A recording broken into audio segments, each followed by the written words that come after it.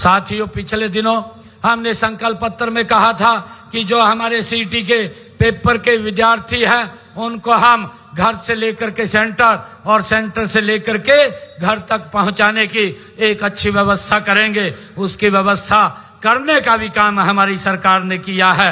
एक भी बच्चे को और बच्चे के माँ बाप को जो सीटी का पेपर देने के लिए गए हैं, चाहे बेटा था चाहे बेटी थी, किसी प्रकार की कोई दिक्कत नहीं आई है। साथियों, हमने ये भी कहा था कि हमारे जो हरियाणा कौशल रोजगार में लगे हुए जो हमारे युवा हैं उनके रोजगार को सुरक्षित करने की गारंटी वो हमारी सरकार देगी, उसको भी हमने पूरा किया है।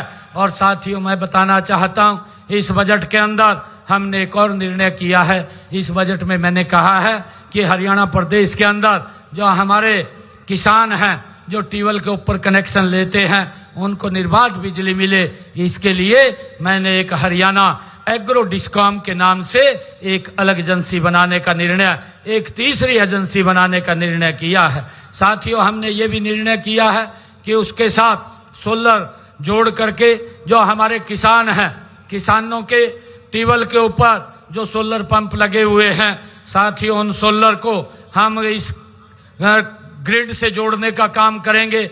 और अभी हमने 35,000 इस बजट के अंदर और घोषणा की है कि उनके ट्यूबवेल के ऊपर भी ये सोलर पैनल लगाएंगे, उसको भी ग्रिड से जोड़ने का काम करेंगे। जितनी बिजली की आवश्यकता होगी वो बिजली उपयोग करेंगे, बाकी हरियाणा सरकार वो ग्रिड के अंदर देने का काम करेंगे, जिससे मेरे किसान की इनकम भी बढ़ेगी। साथियों, हमने इसी कड़ी के अंदर एक और निर्णय